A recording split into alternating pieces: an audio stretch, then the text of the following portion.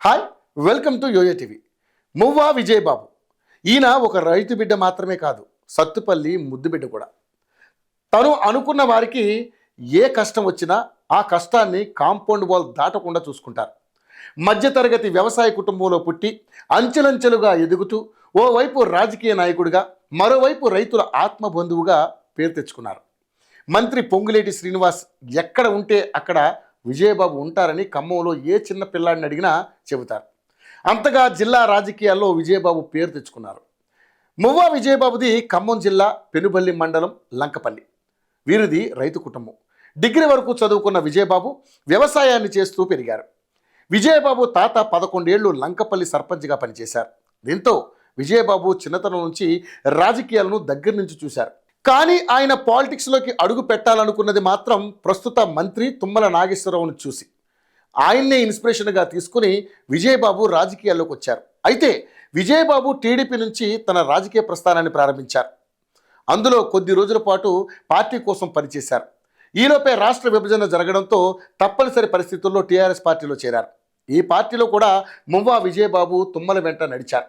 దీంతో విజయబాబుకి తుమ్మల అనుచరుడిగా గుర్తింపు వచ్చింది. ఈ క్రమంలో డీసీసీబీ చైర్మన్ పదవిని దక్కించుకున్నారు. ఆ తర్వాత ఖమ్మం జిల్లా వ్యాప్తంగా సహకార బ్యాంకుల్లో పెనుమార్పులను తీసుకొచ్చారు. అప్పటి వరకు రైతులకు ఇంతే డబ్బును రుణంగా ఇవ్వాలన్న రూల్ని తీసేసిన విజయబాబు వారికి అవసరం ఉన్నంత లోన్స్ ఇచ్చి ఆదుకున్నారు. ఖమ్మం జిల్లా వ్యాప్తంగా సహకార బ్యాంకు ద్వారా 1,60,000 రైతులకు రుణాలను అందించిన ఘనత విజయబాబుకే దక్కింది.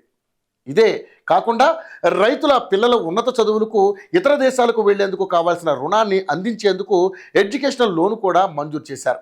ఇలా దాదాపు 5,000 మంది విద్యార్థులకు రుణాలను అందిస్తూ ఆపద్ బాంధవుడిగా మారారు. రాష్ట్రంలోని డీసీసీబీ బ్యాంకుల్లో ఖమ్మంకు మొదటి స్థానం దక్కిందంటే అది మువ్వా విజయబాబు కృషి అని చెప్పాలి. రైతన్నకు అనుకోని ఆపదలు, ఆరోగ్య సమస్యలు వస్తే వారికి ఇబ్బంది లేకుండా రైతుల కోసం రైతు నిధిని ఏర్పాటు చేశారు. ఉన్నత స్థాయిలో రైతులకు వైద్యం కోసం స్టార్ ఆసుపత్రిని నెలకొల్పి తక్కువ ఖర్చుతో రైతులకు ఉన్నత వైద్య సేవలను అందుబాటులోకి తీసుకొచ్చారు.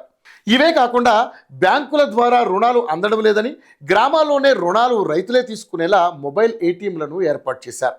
జిల్లా వ్యాప్తంగా సహకార బ్యాంకుల్లో పెనుమార్పులను తీసుకువచ్చి అనేక ప్రాంతాల్లో కొన్ని బ్రాంచీలు ఏర్పాటు చేశారు.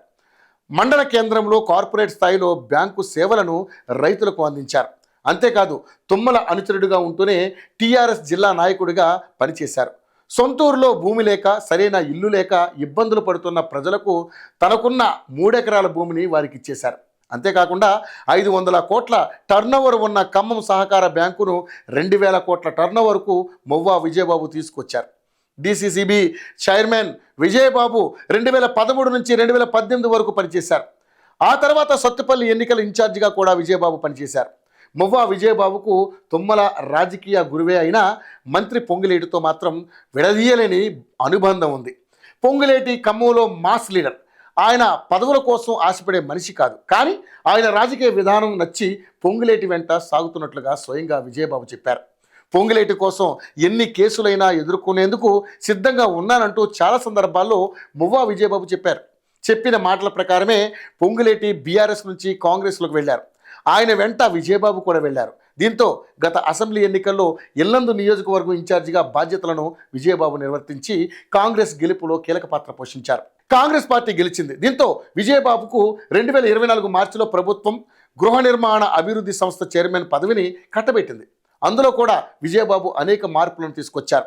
దీంతో తాజాగా సీఎం రేవంత్ రెడ్డి ప్రభుత్వం మువ్వా విజయబాబుకు టీజీసీఐ చైర్మన్ పదవిని ఇచ్చింది. మంత్రి పొంగులేటి శ్రీనివాస్ రెడ్డి విజయబాబును స్వయంగా అభినందించారు. స్వీట్ తినిపించి మరీ విష్ చేశారు. దీన్ని బట్టి అర్థం చేసుకోవచ్చు పొంగులేటి విజయబాబుల మధ్య ఎంత స్ట్రాంగ్ బంధం ఉందో. అలాగే మంత్రి పొంగులేటి స్నేహానికి ఎంత విలువను ఇస్తారో అది చూస్తే అర్థమవుతుంది.